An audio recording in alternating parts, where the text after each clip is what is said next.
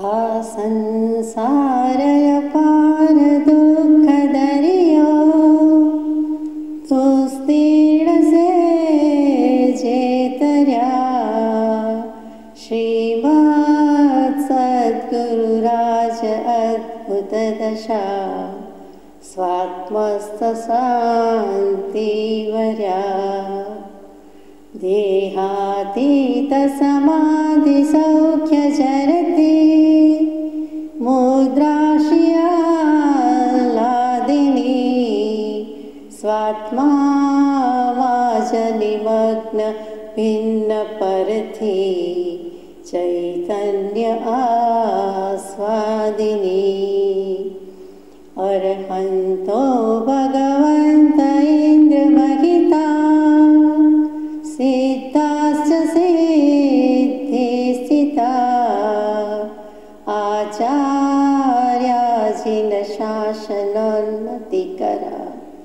પૂજા ઉપાધ્યાયકા શ્રી સિદ્ધાંત સુપાચકા મુનિવરા રત્નત્રયારાધકા પંચૈતે પરમેષ્ઠિન પ્રતિદિનં કુર્વન્તુ મંગલમ. સત્શ્રુતને નમસ્કાર, તારક ત્રિપુટીને નમસ્કાર, અસીમ ઉપકારી આત્માને નમસ્કાર, મહાવિત્રોને નમસ્કાર, મહાવિત્રો સમાન મુરબ્બીઓ મુમુક્ષોને નમસ્કાર. પરમ કૃપાળુ દેવ પ્રણીત વચનામૃતજી અંતર્ગત મોક્ષમાળા શિક્ષા પાઠ 19 સંસારને 4 ઉપમા ભાગ 1.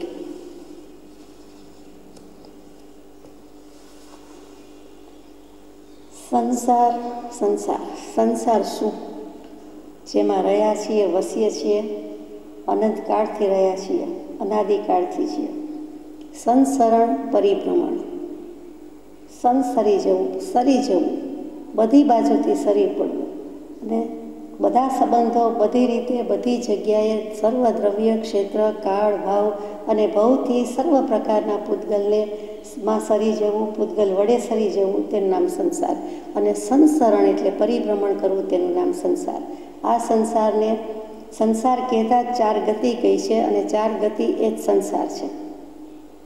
આવા સંસારને મહાતત્વજ્ઞાનીઓ એક સમુદ્રની ઉપમા પણ આપે છે. સંસાર રૂપી સમુદ્ર અનંત અને અપાર છે. અહો લોકો એનો પાર પામવા પુરુષાર્થનો ઉપયોગ કરો. આમ એમના સ્થળે સ્થળે વચનો છે. સંસારને સમુદ્રની ઉપમા છાજતી પણ છે. સમુદ્રમાં જેમ મોજાની છોડો ઉછળ્યા કરે છે તેમ સંસારમાં વિષયરૂપી અનેક મોજાઓ ઉછળે છે. સમુદ્રના જળનો ઉપરથી જેમ સપાટ દેખાવ છે તેમ સંસાર પણ સરળ દેખાવ દે છે. તો સંસારને મહાતત્વજ્ઞાનીઓ એક સમુદ્રની ઉપમા પણ આપે છે. એટલે કે સંસારને ઘણી ઉપમા અપાય છે. એમાં મુખ્યમાં મુખ્ય અને તેમાં પણ મુખ્ય પહેલી તે સમુદ્ર, દરિયો, સાગર. સમુદ્ર એટલે આપણે કહી દીધું કે સાગર, દરિયો, સમુદ્ર. પણ સમુદ્ર શું? તો કે સમુદ્રની સાથે કેમ સરખાવ્યું છે? સમુદ્ર એટલે દરિયો અહીંયા બેસે છે. સમુદ્રનો એક અર્થ શિવજી પણ થાય છે. સમુદ્રનો એક અર્થ 4 પણ થાય છે. એ 4 નહીં, સમુદ્ર નહીં. અને સમુદ્ર એટલે કે મુદ્રા સહિત જે કંઈ છાપ સહિત છે, મહોર સહિત છે, મુદ્રા સહિત છે એને સમુદ્ર કહેવાય છે. પછી ખરા અર્થમાં સમુંદર શબ્દ છે એ સમુદ્રનું સમંદર કર્યું અને આપણે સમુદ્ર બોલીએ છીએ. તો તે સમુદ્ર કહેતા દરિયો. સંસાર રૂપી સમુદ્ર અનંત અને અપાર છે. જો અનંત અને અપાર જ હોય તો કોઈ દિવસ પાર આવે નહીં અને અંત આવે નહીં. આપણે તો પાર લાવવો છે, અંત લાવવો છે. એટલે પરમ કૃપાદેવ ઘણી જગ્યાએ મૂકે કે દુરંત અને સાર વર્જિત એવા આ સંસારમાં.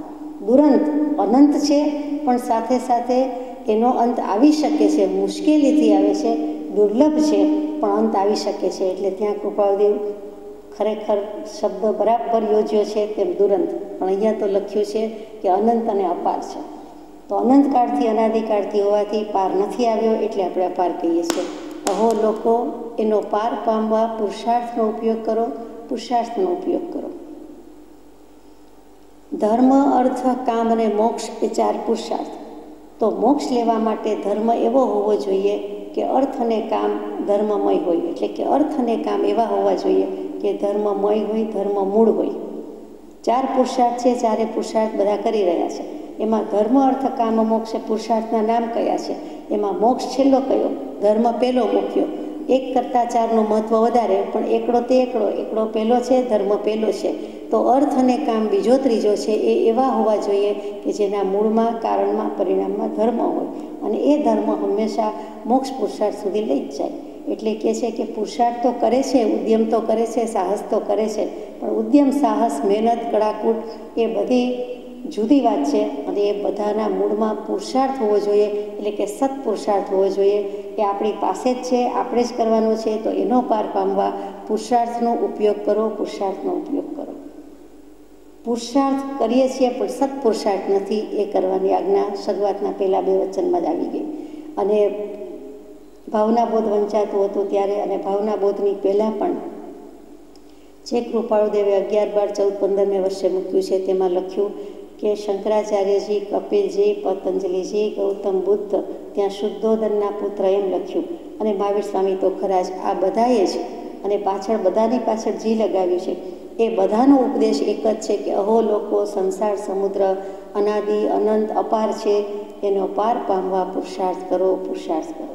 તે જ વસ્તુ પાછી અહીંયા મૂકી છે. એટલે પુરુષાર્થ પર કેટલો ભાર છે. શ્રી આત્મસિદ્ધિ શાસ્ત્રમાં પણ જો ઈચ્છો પરમાર્થ તો કરો સત્ય પુરુષાર્થ, ભવસ્થિતિ આદિ નામ લઈ છેદોની આત્માર્થ. આમ એમના સ્થળે સ્થળે વચનો છે. સંસારને સમુદ્રની ઉપમા છાજતી પણ છે, બરોબર શોભતી છે. કેવી રીતે? તો કે સમુદ્રમાં જેમ મોજાની છોડો ઉછળ્યા કરે છે, તેમ સંસારમાં વિષયરૂપી અનેક મોજાઓ ઉછળે છે. 5 ઇન્દ્રિયના વિષયો છે. વિષ તો ઝેર છે. વિષય વધારે ખરાબ છે, કેમ કે એક ભવ રખડાવે. વિષથી એક ભવમાં કદાચ દેહ ત્યાગ થવાનો હોય તો થઈ જાય, પણ વિષયો તો ભવો ભવ રખડાવે છે, બીજા ભવમાં પણ આવે છે. વિષય કષાય, દેહ, શરીર, ઇન્દ્રિય, ફરીથી વિષય કષાય, એમ સંસારનું ચક્ર ચાલ્યા જ કરે છે. એટલે દરિયામાં બધી નદી ઠલવાય છે, બધી નદીનું પાણી ઠલવાય છે, છતાં સમુદ્ર માજા મૂકતો નથી, મર્યાદા મૂકતો નથી, બધું સમાવી લે છે. એવી રીતે સંસાર સમુદ્રમાં થોડુંક કંઈક થાય તો કોઈ દેવગતિમાં જાય, પણ પાછો પટકાય, પાછો તિર્યંજમાં, પાછો નરકમાં, પાછો મનુષ્યમાં, એમ ચાલ્યા કરે છે. એટલે કે 5 ઇન્દ્રિયના વિષયરૂપી વૃત્તિ કઈ છે. વિષયરૂપી મોજા કયા? મોજા એટલે જ તરંગ, તરંગ એટલે જ વૃત્તિ. એના ઉપરથી જ ચિત્ત શબ્દ આવ્યું, ચિત્ત શબ્દ આવ્યું કે તરંગ છે, સંકલ્પ વિકલ્પ કર્યા કરે છે, વિષય કષાયમાં પ્રવર્તન કર્યા કરે છે. એટલે દરિયામાં જેમ મોજા ઉછળે છે, ચઢાવ ઉતરાવ આવ્યા કરે છે, ભરતી ઓટ આવ્યા કરે છે, તે બધું અહીંયા પણ જીવને પણ લાગુ પડે છે. કે ઘડીકમાં સૂંઘે છે, ઘડીકમાં સ્પર્શે છે, ઘડીકમાં સાંભળે છે, ઘડીકમાં બોલે છે, ઘડીકમાં કાંઈ ને કાંઈ કરે છે. એટલે કે કાયા, જીભ, નાક, આંખ, કાન 5 ઇન્દ્રિયના 23 વિષયમાં, અગર 27-28 વિષયમાં એનું પ્રવર્તન હર હંમેશ છે. એમાં રાગ, દ્વેષ, શુભાશુભ કર્યા કરે છે. એટલે 240 કે 252 વિકારવાળું જેનું જીવન છે. કોઈ પણ જીવનું આ પ્રકારે જ છે, આથી વિશેષ નથી. તો વિષયરૂપી અનેક મોજાઓ ઉછળે છે, તેવી રીતે જીવને પણ બધા વિષય ઇન્દ્રિયોના મોજા ઉછળ્યા કરે છે. વિચી, તરંગ, વિકલ્પ રહ્યા જ કરે છે. એકલો ચિદ આત્મા શુદ્ધ છે, સાફ છે, ઉપયોગ શુદ્ધ છે, પણ ત લાગે છે, ડબલ ત, ચિત્ત એટલે મનડું આવે છે. એટલે કે સંકલ્પ વિકલ્પ રૂપી, વિષય કષાય રૂપી વૃત્તિ, એને કારણે થતા વિકલ્પો, એને કારણે થતા તરંગો એ આવ્યા કરે છે, ચાલુ રહ્યા કરે છે, ઉછળ્યા કરે છે, થોડા ઓછા વધતા થયા કરે છે, ઊંચે જાય છે, નીચે જાય છે, પણ ચાલુ છે.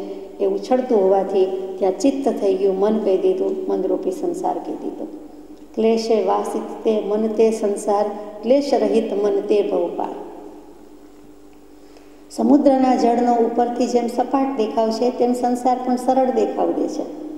સીધી રીતે સંસાર સીધી લીટી દોરી હોય તેમ સીધું જ લાગે છે, કે એ જ સીધું છે. મોક્ષ અઘરો છે, અને મોક્ષની વાત જુદી છે. સંસારથી બીજી જે વાત કરો છો તે ગળે ઉતરતી નથી, પણ મોક્ષની વાત કેમ વિકટ લાગે છે? તો કે સંસાર સીધો લાગે છે. દરિયામાં પણ એવું છે, એક સરખું પાણી હોય એવું લાગે છે. મોજા જોઈએ ત્યારે ચઢાવ ઉતરાવ ખ્યાલ આવે છે, નહીં તો સરિતાના શાંત નીર, સમુદ્રનો ખળભળાટ હોય તેમ છતાં ઉપરથી સપાટ કયું છે. કૃપાળદેવ શબ્દ સરસ યોજ્યો છે.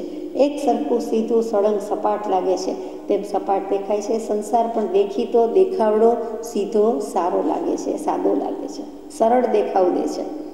સમુદ્ર જેમ ક્યાંક બહુ ઊંડો છે અને ક્યાંક ભમરીઓ ખવરાવે છે, તેમ સંસાર કામ વિષય પ્રપંચ આદિકમાં બહુ ઊંડો છે, તે મોહરૂપી ભમરીઓ ખવરાવે છે. સમુદ્ર ક્યાંક બહુ ઊંડો છે. જુઓ, દરિયો બધી જગ્યાએ એક સરખો ઊંડો ન હોય, બધા જાણે છે પણ કહેવાય જાય છે. તેમ સંસારમાં પણ ઊંધું છે, બધી જ જગ્યાએ ઊંડો છે, એને ખબર નથી. ઉપર ખાડા ઉપર ધૂળ આવી ગઈ હોય તો દેખાય નહીં, પણ નીચે મોટો ખાડો હોય અને હાથી બીજી હાથણી સામે છે એમ માનીને સ્પર્શવા લેવા જાય છે, ત્યાં તો એ ઊંડા ખાડામાં પડી જાય છે. હાથી જેવો હાથી પડી જાય છે તો મદોન્મત તેવો માનવી પણ એમ જ છે. એને તો વિવેકનું ભાન હોવું જોઈએ, વિવેક કરી શકે તેવો છે, તેમ છતાં તે સમુદ્રમાં ઊંડો હોય છે. તેમ ભમરીઓ ખવરાવે છે. ભમરીઓ શું?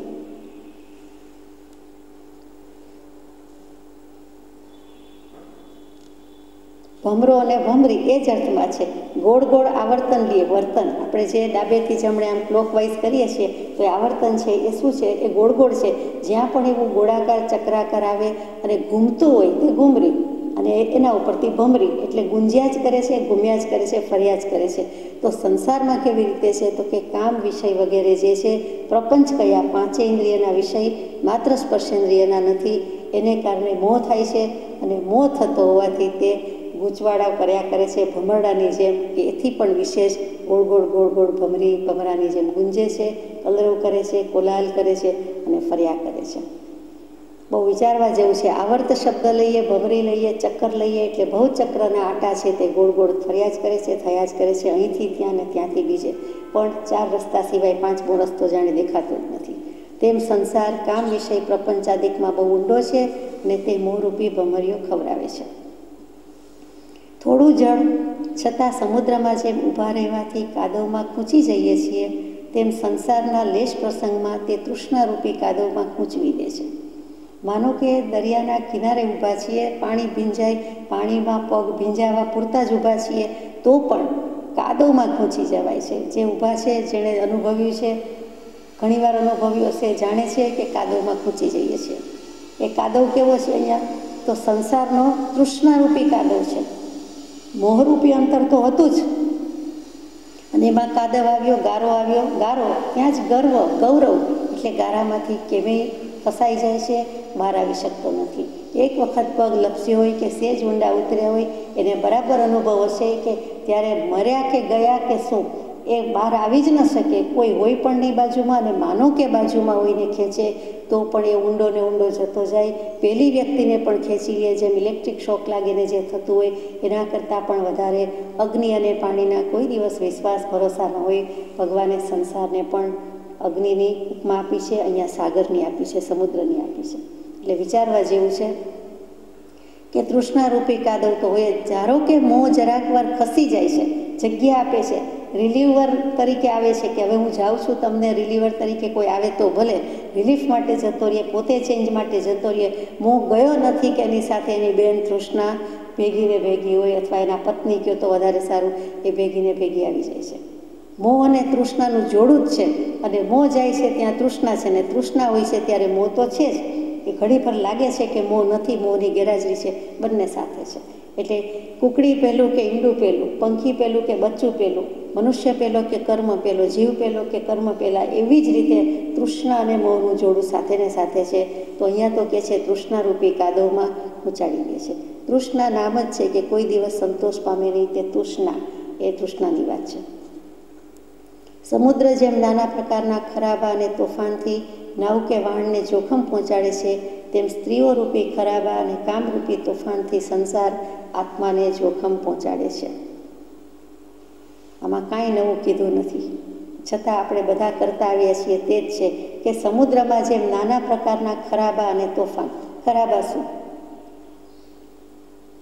સમુદ્રના ખરાબા કહીએ ત્યારે પાણી નીચે જે ટેકરા, ડુંગર, નાનકડા ડુંગર, ટેકરા કહીએ તો ચાલે, અને ખડક કહીએ છીએ તે હોય.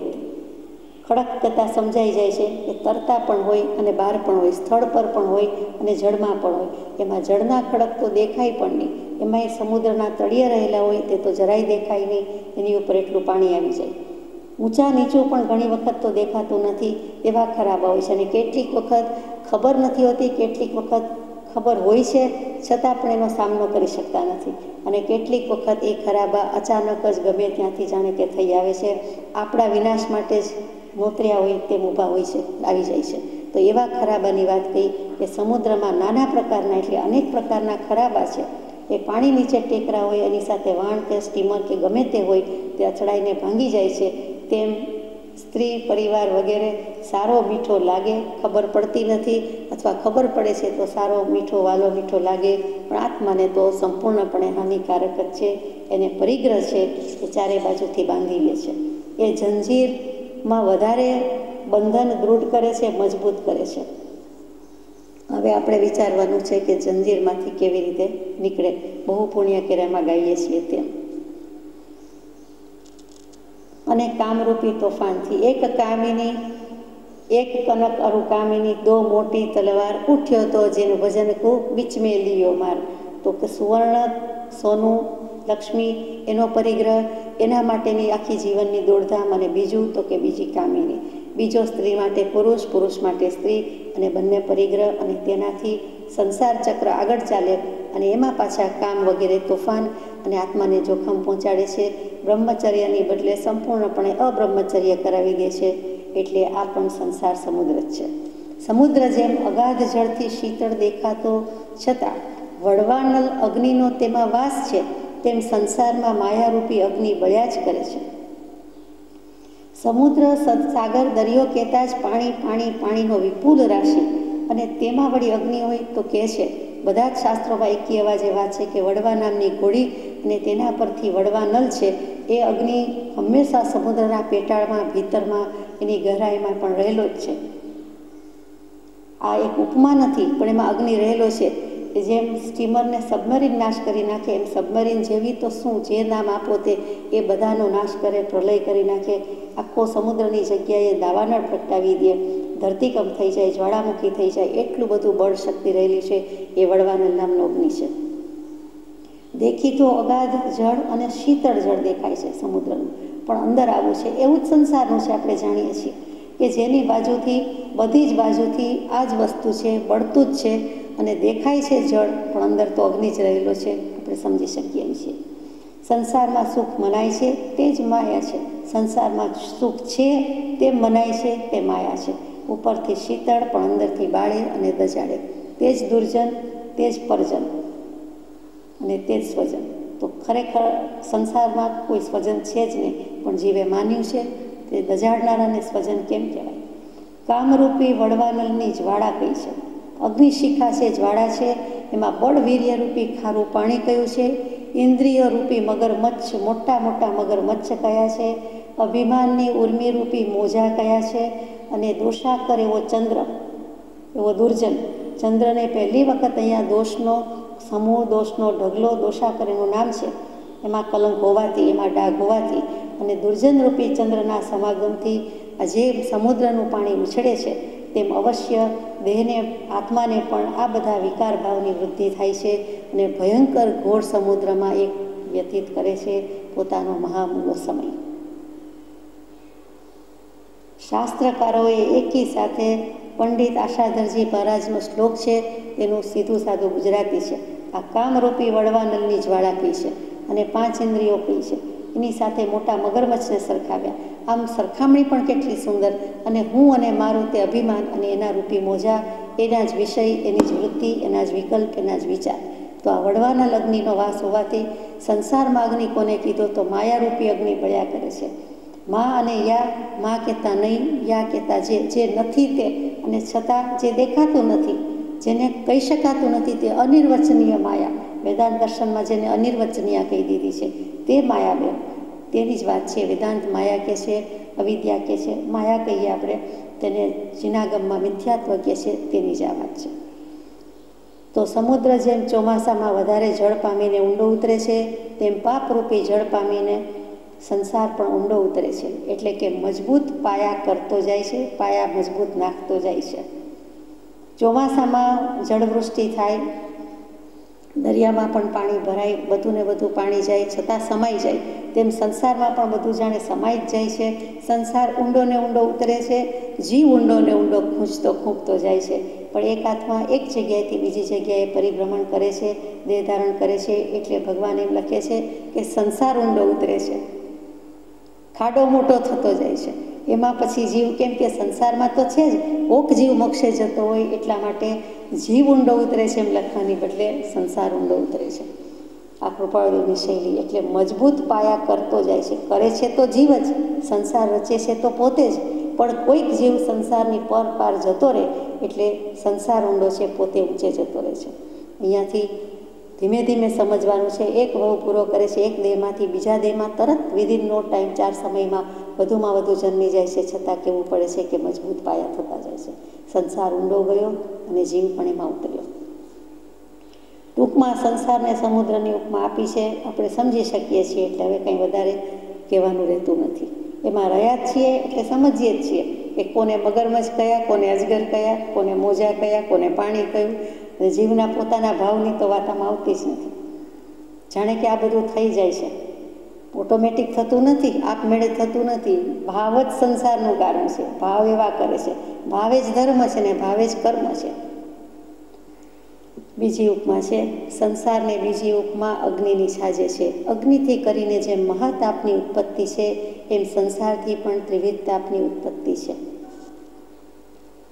ત્રિવિધ તાપ કે 3 પ્રકારનો તાપ, એટલે આપણને ગોખાઈ ગયું છે, વેદાઈ ગયું છે, અનુભવી લીધું છે. એટલે આપણે ઊંઘમાં, સ્વપ્નમાં ગમે ત્યારે પૂછો તો કહી દઈએ કે ત્રિવિધ તાપ ખબર છે, આદિ, વ્યાધિ અને ઉપાધિ. માનસિક દુઃખ, ત્રાસ, રોગ જે કંઈ છે તે આધિમાં આવે. વ્યાધિમાં શારીરિક રોગ આવે અને ઉપાધિમાં શારીરિક, માનસિક સિવાયનું જે કંઈ બાહ્ય કારણો નિમિત્તોથી ઉત્પન્ન થતી પરિસ્થિતિ છે તે ઉપાધિ છે. તે જીવે પોતે કરી છે, પોતે પૂર્વે તો કરી છે, પણ ઉદય વસાત થાય છે.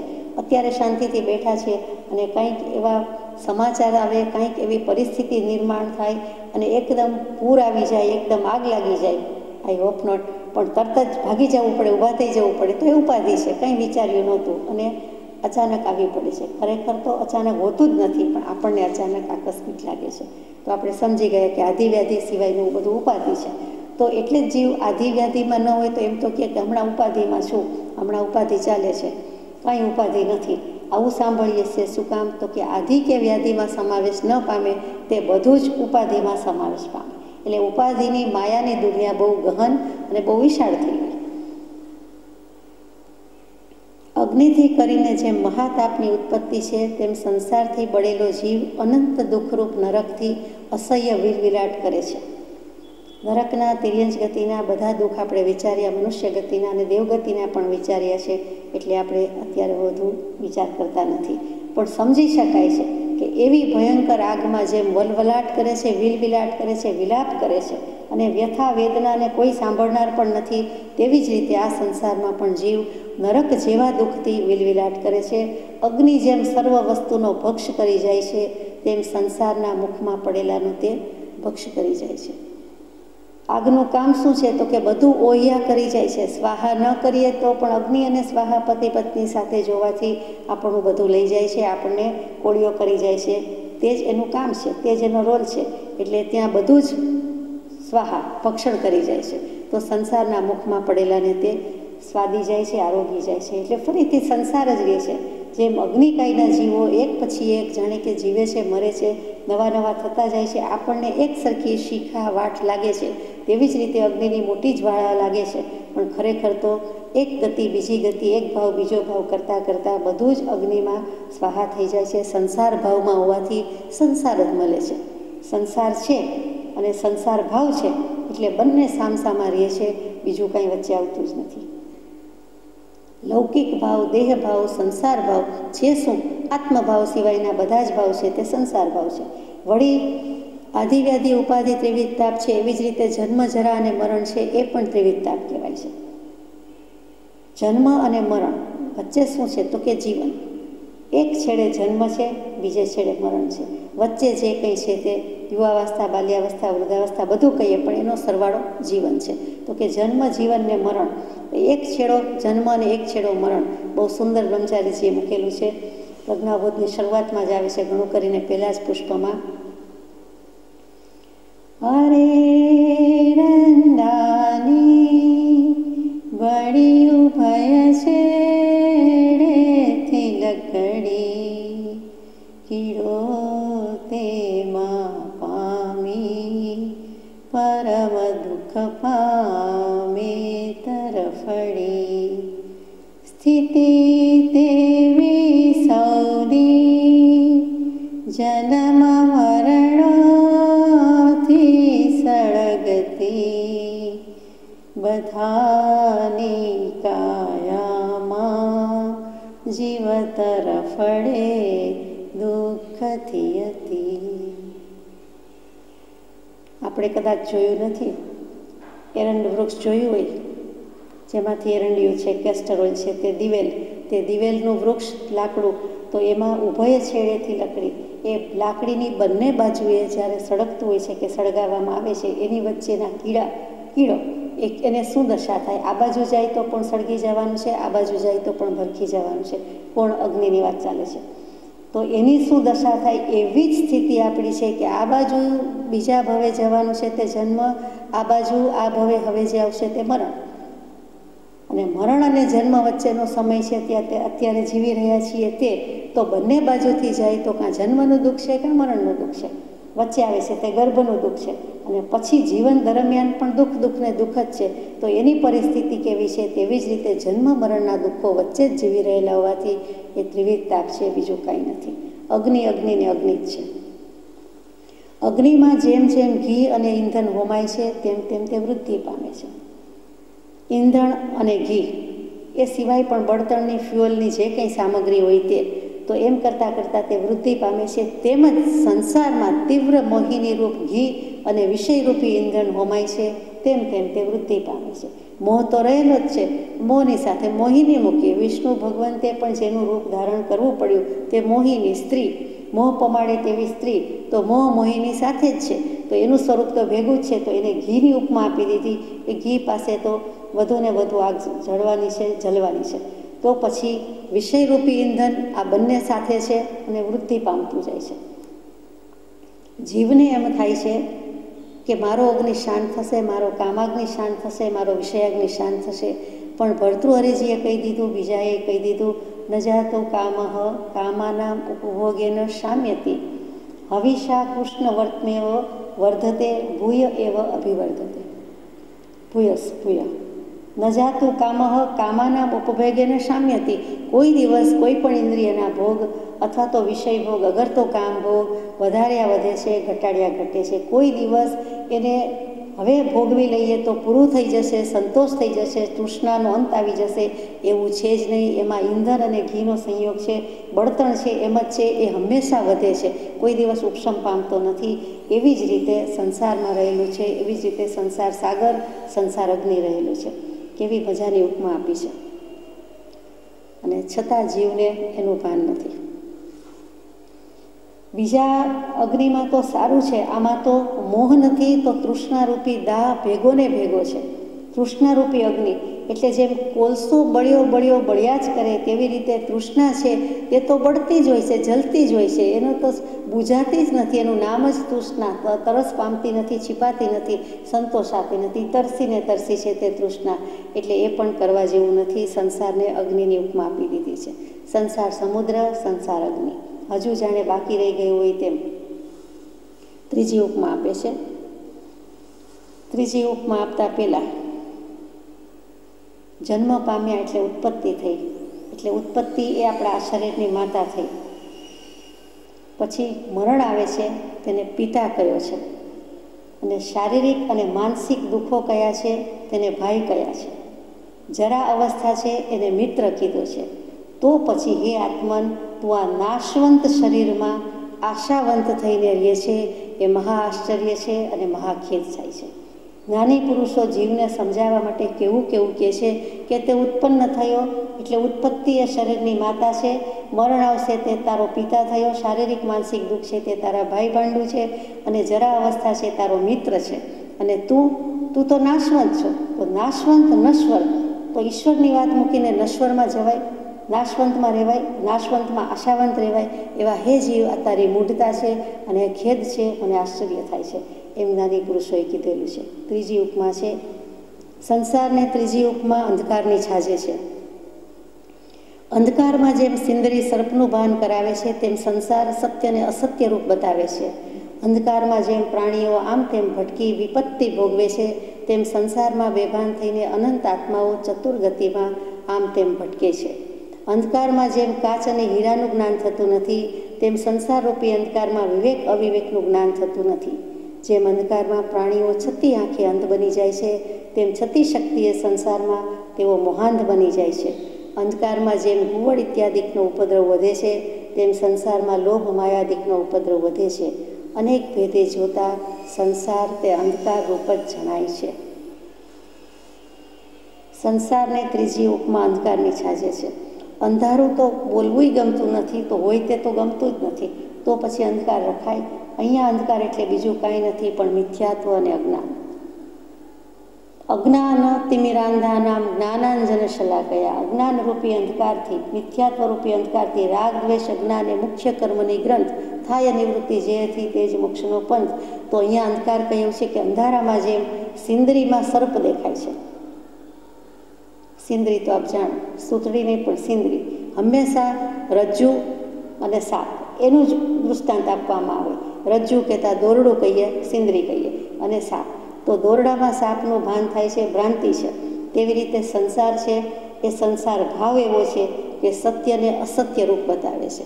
સાચું આત્માનું કલ્યાણ કરવાનું છે, ધર્મ કરવાનો છે, મોક્ષ લઈ જવાનો છે, એમ હિત કરવાનું છે, એમ કરવાની બદલે સંસાર શું કરે છે તો કે સત્યને પણ અસત્ય બતાવે છે. અંધાપો છે જીવનો એટલે દેખાતું નથી. અંધારામાં જેમ પ્રાણી આમ તેમ ભટકીને વિપત્તિ ભોગવે છે, કાંઈ જ દેખાતું ન હોય એટલે કેવા ફાંફા મારે, કેવા એકબીજા સાથે અથડાઈ ભટકાય, એવી રીતે આપત્તિને વિપત્તિ વચ્ચે જ જીવ રહ્યા કરે છે, ભોગવ્યા કરે છે. તેવી જ રીતે બેભાન થઈને ચારે બાજુ ભટકે છે.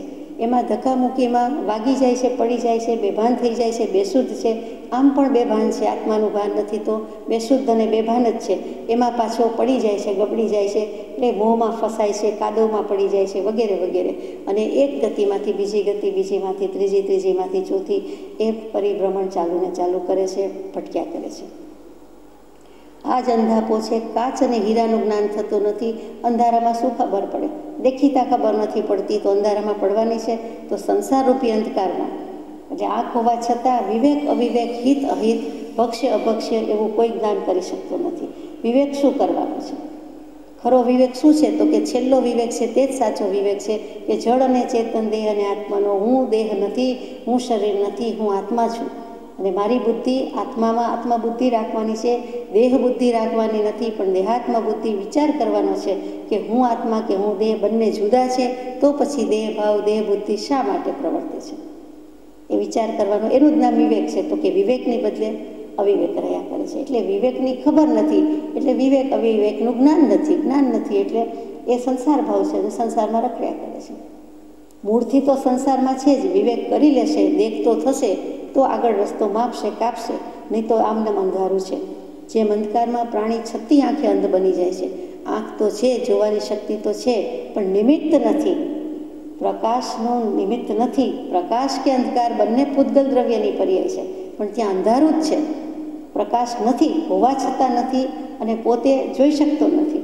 તો ત્યાં પ્રકાશ રૂપે પર્યાય નથી, જ્ઞાન રૂપે નથી, અજવાળા રૂપે નથી, પણ અંધારા રૂપે છે. બંને પૂતગલ દ્રવ્ય છે. અંધારું થયું, અજવાળું થયું એટલે હકીકતે થાય છે શું? વિચારવા જેવું છે. પૂતગલ દ્રવ્યની પર્યાય છે. તો છતી શક્તિએ સંસારમાં તેઓ મોહાન બની જાય છે. આંખ છે છતાં જોતા નથી, સારી રીતે જોતા નથી, અને અંધારું હોવાથી જોઈ શકતા નથી. તો મિથ્યાત્વ અને અજ્ઞાનરૂપી અંધકાર હોવાથી એ જીવ સમ્યક પ્રકારે જોઈ શકવાની વાત જ નથી, જોઈ શકતો નથી. મિથ્યાત્વ વડે મિથ્યાત્વ જ રહ્યું છે અને વિવેક થઈ શકતો નથી, મોહાન બની જાય છે. અંધકારમાં જેમ ઘુવડ ઇત્યાદિકનો ઉપદ્રવ વધે છે, તેમ સંસારમાં લોભ માયાદિકનો ઉપદ્રવ વધે છે. નિશાચર પ્રાણી ઘુવડ રાત્રે દેખે એટલે ભગવાને એને પણ લઈ લીધું છે કે અંધારામાં ઘુવડ વગેરે વધારે જોઈ શકે છે, વધારે તોફાન કરે છે, વધારે આતંક મચાવે છે. એની ક્રિયા પ્રવૃત્તિ ચેષ્ટા ત્યારે જ શરૂ થાય છે એટલે ઉપદ્રવ રૂપે છે. તો સંસારમાં પણ અંધાપો હોવાથી લોભ માયા વગેરે વધારે મૂંઝવી જાય છે, પજવી જાય છે અને છળ કપટ વગેરે કરે છે અને છતાં જાણતો નથી, જાણે છે છતાં મૂકતો નથી. તો આ સંસારનું સ્વરૂપ છે. અનેક ભેદે જોતા સંસાર તે અંધકાર રૂપ જ જણાય છે. કૃપાળદેવની ભાષામાં હાથનોંધમાં આવે છે તેમ કે ઝેર પીને અમર થવા ઈચ્છે છે. આ વિષયનું ઝેર પીને એ અમર થવા ઈચ્છે છે એમ તો બની શકવાનું નથી. અંધાપો હોવાથી, અવિવેક હોવાથી, યાને કે વિવેક દૃષ્ટિ, ભલી દૃષ્ટિ, સમ્યક દૃષ્ટિ નહીં હોવાથી એ ઝેર પીને અમર થવાની ઈચ્છા કરે છે. તો આ સંસારનું સ્વરૂપ છે. અહીંયા 19મો પાઠ પૂરો થાય છે. શિક્ષા પાઠ 20. સંસારને 4 ઉપમા ભાગ 2. ચોથી ઉપમા બાકી રહે છે તે સાથે જ લઈએ કે સંસારને ચોથી ઉપમા શકટ ચક્રની એટલે ગાડાના પૈડાની છાજે છે. ચાલતા શકટ ચક્ર જેમ ફરતું રહે છે તેમ સંસારમાં પ્રવેશ કરતા તે ફરતા રૂપે રહે છે. શકટ ચક્ર જેમ ધરી વિના ચાલી શકતું નથી તેમ સંસાર મિથ્યાત્વરૂપી ધરી વિના ચાલી શકતો નથી. શકટ ચક્ર જેમ આરા વડે કરીને રહ્યું છે તેમ સંસાર શંકા પ્રમાદિક આરાથી ટક્યો છે. અનેક પ્રકારથી એમ શકટ ચક્રની ઉપમા પણ સંસારને લાગી શકે છે. શકટ ચક્ર એટલે શું? ચક્ર એટલે તો પૈડું, વ્હીલ. એના પરથી સમજાઈ જાય કે શકટ એટલે ગાડું. સંસ્કૃતમાં શકટ, શકટમ, ગાડું. અહીંયા ગાલ્લી બોલે શું કે ગાડું જ કહેવાય. મેં તો ક્યારેય ગાડું સાંભળ્યું નથી. એ જ બંને વસ્તુ એક જ કહેવાય. તો સંસારમાં ગાડું ક્યાં આવ્યું? તો કે સંસાર રથ કહેવાય. સારી ભાષામાં ગાડું ન બોલીએ આપણે, તો રથ કહીએ. તો સંસાર રથને 2 પૈડા હોય. આમ તો 4 પૈડાવાળા વાહન વધારે દેખાય છે, 2 પૈડાવાળા પણ હજી ઘણા દેખાય છે અને 20 વ્હીલવાળા પણ આવે છે, આપણે જાણીએ છીએ. અહીંયા તો ભગવાને 2 જ પૈડાની વાત મૂકી છે, કેમ કે વધારે સંખ્યામાં છે, વધારે લોકપ્રિય છે, વધારે લોકો વાપરે છે. સંસાર રથને 2 પૈડા કયા છે? તો કે એક રાગ અને બીજો દ્વેષ. 10 મહાવાક્યમાં એમ કૃપાળદેવે લખી લીધું. એક વાક્યમાં રાગ વિના સંસાર નથી અને સંસાર વિના રાગ નથી. ને જ્યાં રાગ શબ્દ આવ્યો ત્યાં દ્વેષ શબ્દ આવી જ જાય છે. અહીંયા તો રાગની મુખ્યતા હોવાથી રાગ વિના સંસાર નથી. અહીંયા રાગ દ્વેષ રૂપી પૈડા વિના સંસાર નથી. તો રાગ દ્વેષ કરે છે તેની વાત આવી. જેમ ગાડું ધરી વિના ચાલી શકતું નથી. ધરી આપને ખ્યાલ હશે શું કહેવાય, આરા પણ ખબર હશે. જે પેલા એક સરખા ડિસ્ટન્સથી એક સરખા અંતરે 12 ચક્ર આવે, 12 આરા કહીએ છીએ. લાંબી સળી જેવું આવે. સાયકલનું ચક્ર યાદ કરો કે બીજા કોઈનું યાદ કરો તો એ 12 હોવા જોઈએ. તો એ 12 આરા કહીએ છીએ. 6 ઉત્સર પીણીના અને 6 અવસર પીણીના. અગાઉ તો ગમે તેમ કરીને નાના કે મોટા એવા ડિસ્ટન્સથી રાખતા કે 12 જ હોય. એનું મહત્ત્વ છે. સૂર્યની 12 કળા છે તેમ બીજું પણ ઘણું 12 છે. તો એ પૈડા એમાં ધરી અને ધરીના આધારે ધરી ધારણ કરી રાખે, તે ટકાવી રાખે, તે સ્થિર રાખે તે. અને એ ધરી કઈ? તો કે સંસારની ધરી મિથ્યાત્વ છે. મિથ્યાત્વ રૂપી ધરી વિના ચાલી શકતો નથી. એટલે પાછું મિથ્યાત્વ ઉપર જ ભાર આવ્યો. અને 2 પૈડા છે, જે ચક્ર છે, જે ખરેખર ગતિમાન થાય છે, આરા છે. ધરી અને આરા બંને હોવું જોઈએ. બંને વડે થાય છે તે ચક્ર અને ચાલે છે તે ચક્ર. તે કહ્યું તો કે રાગ દ્વેષ. એની પરિણતિ તો કર્યા જ કરીએ છીએ. સમયે સમયે ગમા અણગમા રાગ દ્વેષ વગેરે કશાઈ કરીએ જ છીએ. અત્યારે પણ શુભ ભાવ કરીએ છીએ, સારા ભાવ કરીએ છીએ, તો પણ રાગ તો છે જ. અત્યારે એક પ્રત્યે રાગ છે એટલે બીજા પ્રત્યે દ્વેષ થયો. તો કે હા, ભગવાનના વચન પ્રત્યેનો રાગ છે તો ભગવાન સિવાયની આખી દુનિયાના સંસારના બીજા બધા ભાવ પ્રવૃત્તિ પ્રત્યે આપણો અત્યારે દ્વેષ થયો. સમજવા માટે છે. એક પ્રત્યે રાગ, એક કલર ગમ્યો લીધો એટલે તરત જ બીજા કલર પ્રત્યે આપણને અંશે પણ દ્વેષ કહેવાય. તો આવા કર્મ તો સમય સમયે બાંધીએ જ છીએ. એટલે આ જ મિથ્યાત્વ વશાત થયા કરે છે. મિથ્યાત્વ અને અનંતાનુબંધી કષાયની 4 ચોકડી એટલે મુખ્ય એક ચોકડી અનંતાનુબંધી ક્રોધ, માન, માયા અને લોભ. આ 4 અનંતાનુબંધી કષાય અને મિથ્યાત્વમાં દર્શન મોહનીયની પ્રકૃતિ છે તે. મિથ્યાત્વ મોહનીય, મિશ્ર મોહનીય, સમ્યક્ત્વ મોહનીય. આ 7 પ્રકૃતિના ક્ષય, ઉપશમ કે ક્ષયોપશમ વિના મિથ્યાત્વ જતું નથી. તેનું જ નામ મિથ્યાત્વ છે. તે જાય તો જ સમ્યક દર્શન થાય ને તો જ મોક્ષ થાય છે. તો કે મિથ્યાત્વ રૂપી ધરી વિના ચાલી શકતો નથી. ત્યાં રાગ, દ્વેષ, અજ્ઞાન વગેરે ભાવ છે. તેને એક શબ્દમાં કહી દીધું, 2.5 અક્ષરમાં, 3.5 અક્ષરમાં, તે મિથ્યાત્વ. નકામો છે, કામનું નથી, તેને જોડી રાખેલું છે, તેમાં જોડપણાનો ભાવ. મિથુન શબ્દ આવ્યો, મિથ આવ્યો, એના પરથી મિથ્યાત્વ. તો દેહ તે મારો નથી, છતાં એમાં જોડાઈ રહું છું, એમાં જ ઉપયોગ છે. અને દેહ તે આત્મા નથી, આત્મા તે દેહ નથી, બંને જુદા છે પણ વિવેક કરતો નથી, તે પણ મિથ્યાત્વ છે. સાચા દેવગુરુ ધર્મને ઓળખતા નથી, તે પણ મિથ્યાત્વ છે. મુખ્ય 5 મિથ્યાત્વ કયા? 5 મિથ્યાત્વ કયા? અભિગ્રહિક મિથ્યાત્વ, અનાભિગ્રહિક મિથ્યાત્વ, આભિનિવેશક મિથ્યાત્વ, સાંશયિક મિથ્યાત્વ અને અણાભોગ મિથ્યાત્વ. તો પેલું અભિગ્રહિક મિથ્યાત્વ બહુ જ ટૂંકમાં આપણે કહીએ છીએ કે કોઈ પણ પકડ કરી છે તો ખરી, પણ ખોટી કરી છે.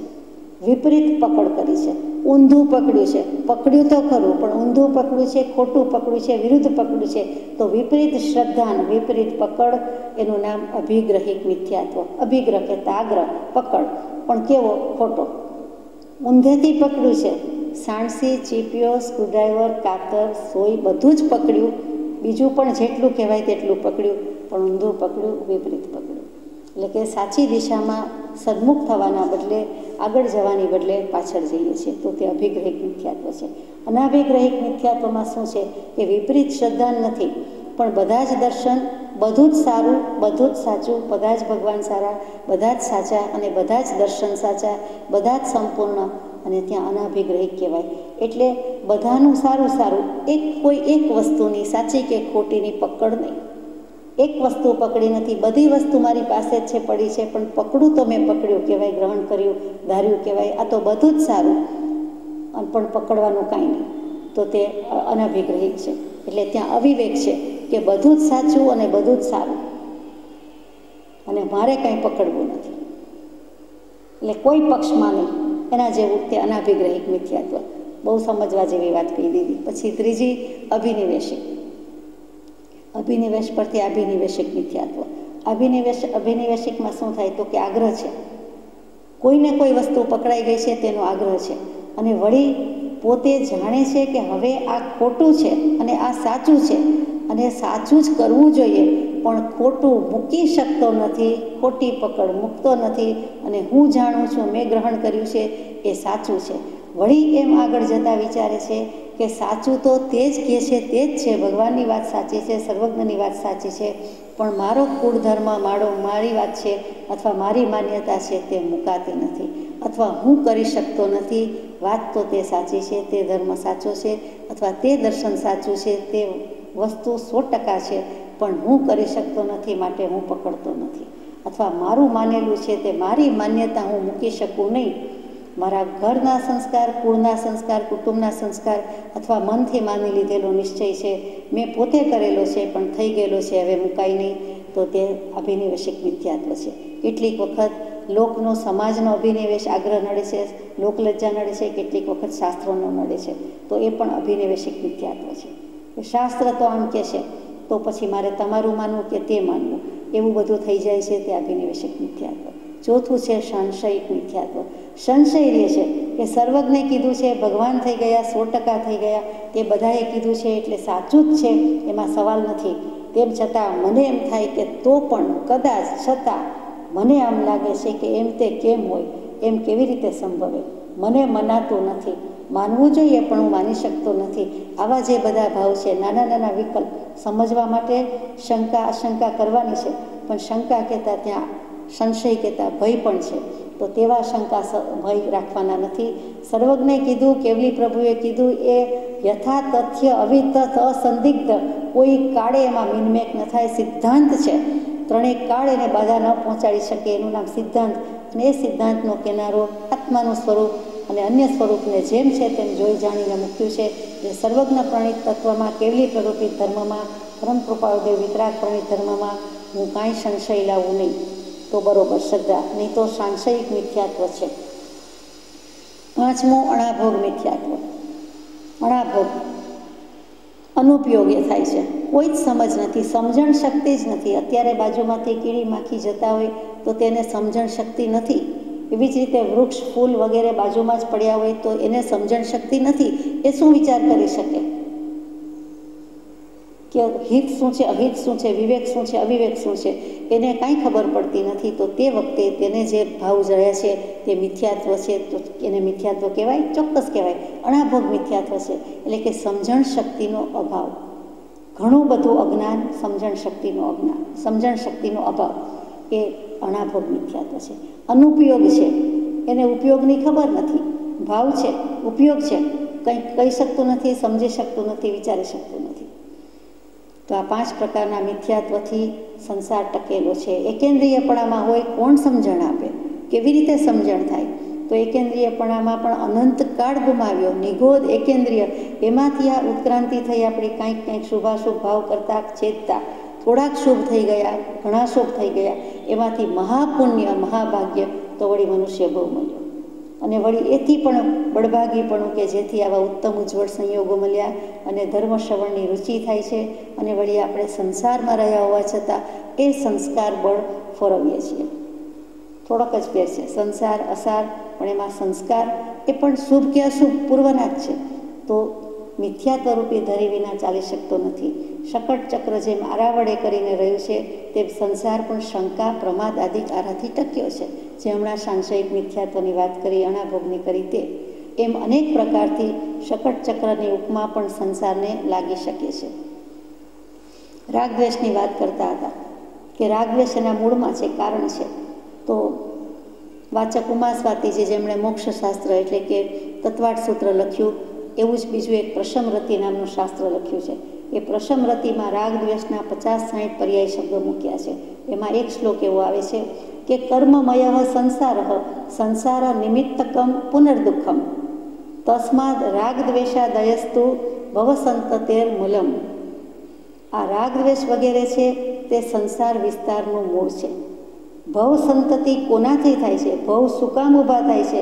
સમય સમયે રાગદ્વેષની પરિણતિ ચાલુ રહે છે એટલે ભવ ઊભા થાય છે. કેટલીક વખત એક દિવસની જેટલી કલાક જાગ્યા હોય તેટલી કલાકમાં આપણે કેટલા બધા ભવ ઊભા કરી શકીએ, કરી દઈએ છીએ, તેનું લગાતાર ભાન નથી. લગાતાર ચાલુ રહે છે પણ લગાર ભાન નથી, સેજેય ભાન નથી. આ સતત ચાલુ રહેતી પરિણતિ, અને તેમ છતાં આપણને આપણી જ ખબર ન પડે કે આપણો આત્મા આવું કરે. શું કરે છે? તો કે રાગદ્વેષના ભાવ, અને એને કારણે જ સંસાર છે.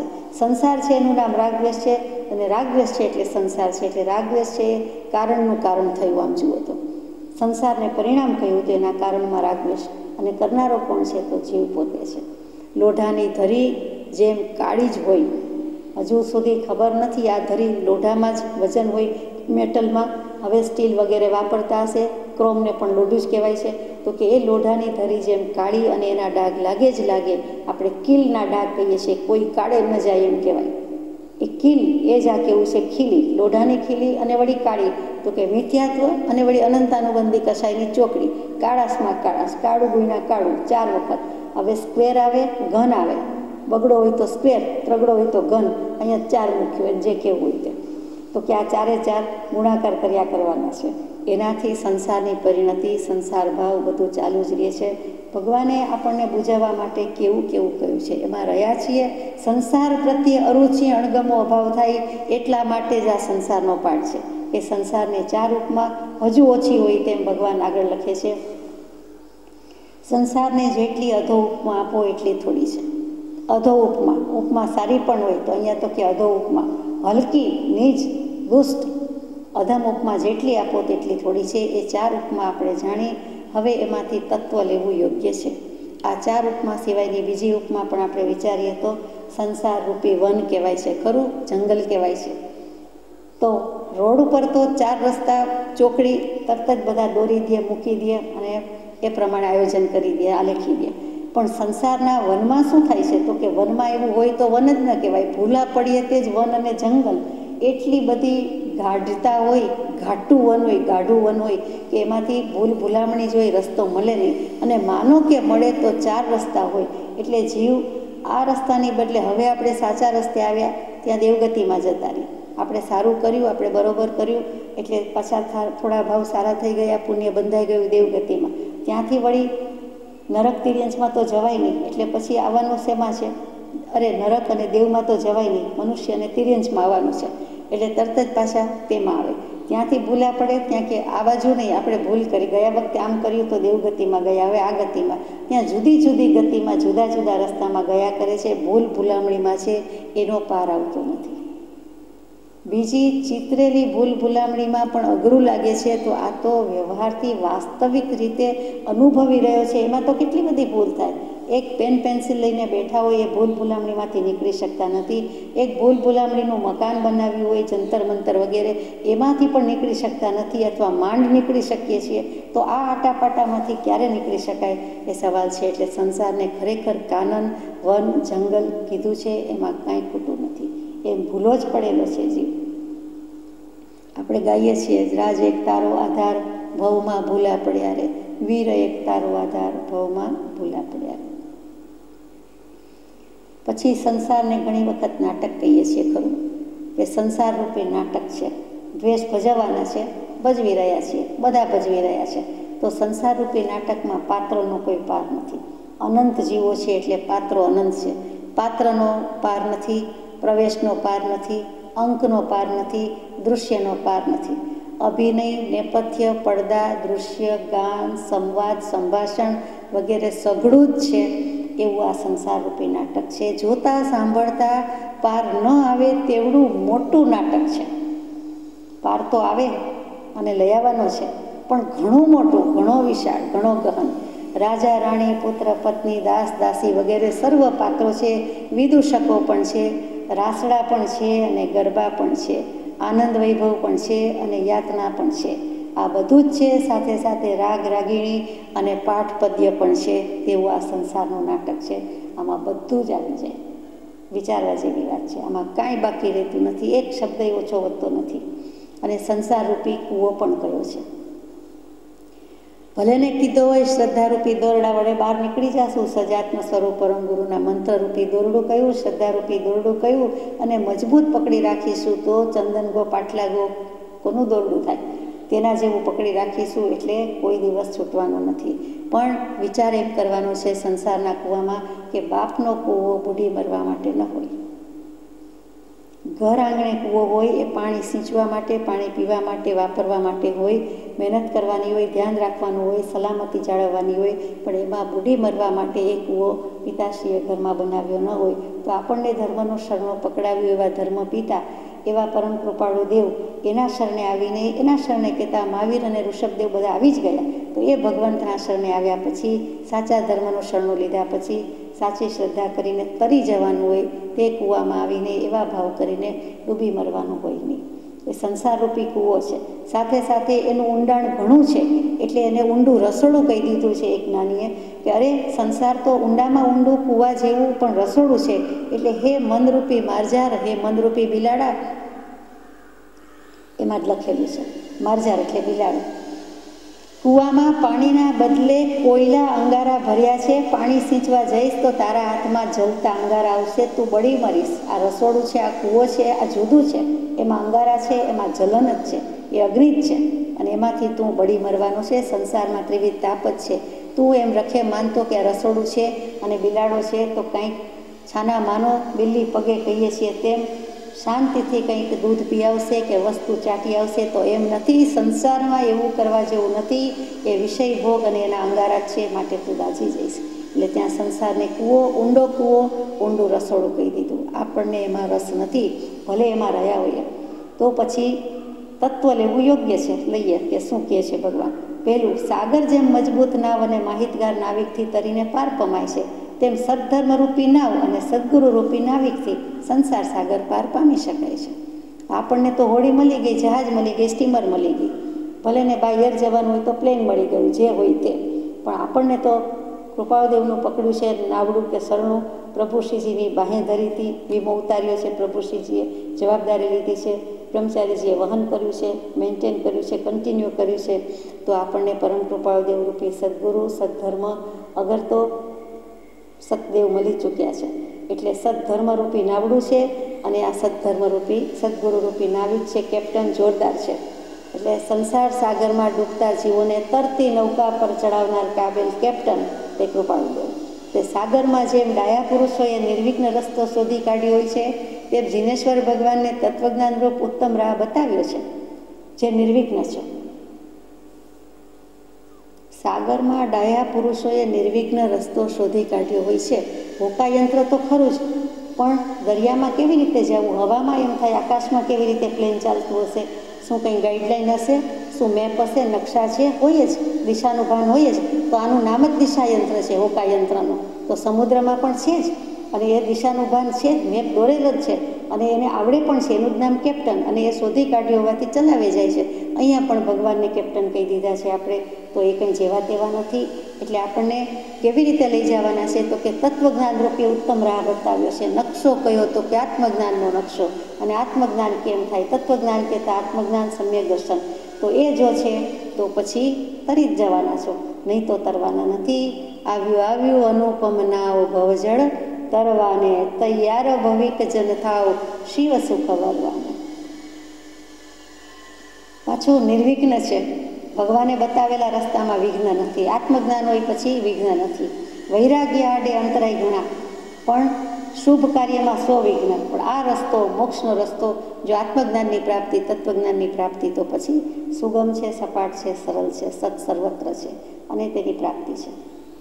અગ્નિ જેમ સર્વને ભક્ષ કરી જાય છે, પરંતુ પાણીથી બુઝાઈ જાય છે, તેમ વૈરાગ્ય જળથી સંસાર અગ્નિ બુઝવી શકાય છે. ભલે સંસારને દરિયો કયો, દુઃખનો ભર્યો કયો, ભલે ને એમાં રહેતા હોય, ભલે ને આગ કહેવાતી હોય, પણ પાણીથી બુઝાઈ જાય છે. એટલે ફાયર બ્રિગેડનો રોલ આવી ગયો કે પાણીથી જેમ બુઝાઈ જાય છે. અહીંયા કયું પાણી લાવવાનું છે? તો કે વૈરાગ્ય જળ.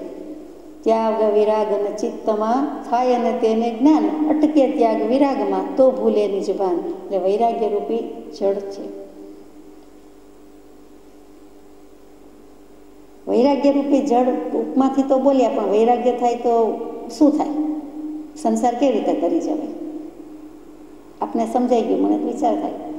માનો કે વૈરાગ્ય આવ્યો, ગામે ગામ ઘણા વૈરાગ્ય હશે, જોગી કહીએ, જતી કહીએ, વૈરાગી કહીએ, તો ત્યાગ વિરાગ ન ચિત્તમાં થાય અને તેને જ્ઞાન, અને વૈરાગ્યાદી સફળ જો સહ આત્મજ્ઞાન.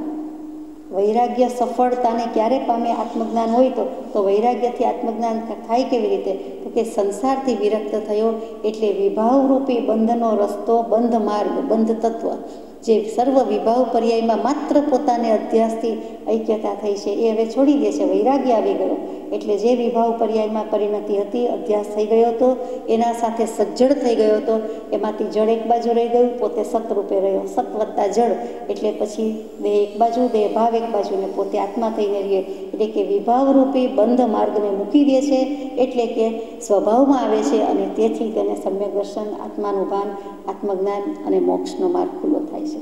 વૈરાગ્યથી સંસાર પ્રત્યે વિરક્ત ભાવ એટલે વિભાવરૂપી બંધનો રસ્તો એણે મૂકી દીધો, છોડી દીધો.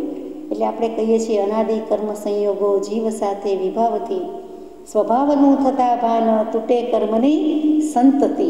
આ સતતપણું છે કર્મનું, વિભાવપણું છે તે છોડી દે છે. સ્વભાવ તો છે જ, વિભાવ ભાવ કરતો નથી, ત્યાં સંતતિ નીકળી જાય છે, પૂરી થઈ જાય છે. ત્રીજું છે અંધકારમાં જેમ દીવો લઈ જવાથી પ્રકાશ જોઈ શકાય છે, તેમ તત્વજ્ઞાન રૂપી નિર્ભુજ દીવો સંસાર રૂપી અંધકારમાં પ્રકાશ કરી સત્ય વસ્તુ બતાવે છે. અંધારું ભલે ન હોય સંસારને, અંધકારની ઉપમા તો પરમ કૃપાળુ દેવે જ આપી, બાકી લગભગ ક્યાંય આવે નહીં. કેમ કે મિથ્યાત્વ રૂપી અજ્ઞાન, મિથ્યાત્વ રૂપી અંધકાર, અજ્ઞાન રૂપી અંધકાર, એટલે કૃપાળુ દેવે સંસારને જ અંધારું કહી દીધું કે અંધાપો છે, મિથ્યાત્વ છે, અને સંસાર તે જ અંધકાર. તો અંધકાર ભલે હોય, એમાં દીવા લઈને પ્રકાશ જોઈ શકાય છે. પોતે કાંઈક તો કરી શકે છે ઉપાય. સૂર્ય, ચંદ્ર, ટ્યુબલાઇટ, લાઇટ બધા ભલે રિસાઈ જાય, ઇલેક્ટ્રિસિટી ભલે રિસામણે હોય, પણ દીવો, ફાનસ કાંઈ પણ કરે છે, બેટરીઝ, ટોર્ચ અને લઈ જાય છે.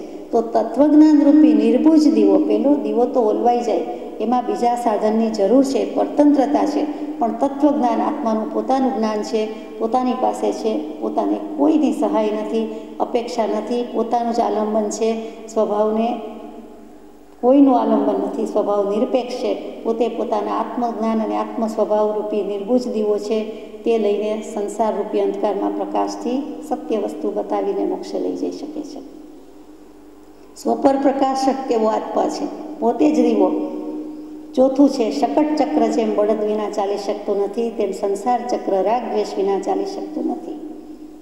જે ગાડામાં બળદ જોઈએ, બળદ શબ્દ જ મજાનો છે, બળ આપનારો તે બળદ, અને આત્માનું બળ છે, આત્માની વીરતા પ્રગટાવવાની છે, પણ રાગ દ્વેષમાં ચાલી જાય છે તેમ નહીં, વિભાવ પરિણતિમાં ચાલી જાય છે તેમ નહીં, પણ હવે તો સંસારના બદલે સ્વભાવમાં આવવાનું છે, વિભાવની બદલે સ્વભાવમાં રહેવાનું છે. એટલે પછી આ એનો ઉપાય બતાવી દીધો છે કે રાગ દ્વેષ ન કરે, વિભાવ પરિણતિ ન કરે એટલે મોક્ષ જ છે. તું છો મોક્ષ સ્વરૂપ, તું છો સત સ્વરૂપ. એમ એ સંસાર દર્દનું ઉપમા વડે નિવારણ અનુપાન સાથે કહ્યું તે આત્મહિતૈષીએ નિરંતર મનન કરવું અને બીજાને બોધવું. સંસારને દર્દ કહી દીધું, સંસારને રોગ કહી દીધો, ભવરોગ કીધો. આ ભવરોગનું નિવારણ અનુપાન સાથે કહ્યું. અનુપાન તો આપ જાણો છો કે ઔષધ વિચાર ધ્યાન, પથ્ય પણ પાડવું જોઈએ. કોઈ દવા તો આપે, ઔષધ તો બતાવે, દર્દનો ઉપાય તો કરે, પણ એનું અનુપાન છે. સાથે લેવાની વસ્તુ તે પથ્યનો વિવેક કરવાનો છે કે આ મને પછી એમ છે અને સદગુરુની આજ્ઞા તો મળી, પણ પથ્ય શું છે તે પણ વિચારવાનું છે. તે આત્મહિતૈષીએ એટલે આત્મહિતે જ છું એ નિરંતર મનન કરવું અને બીજાને બોધવું.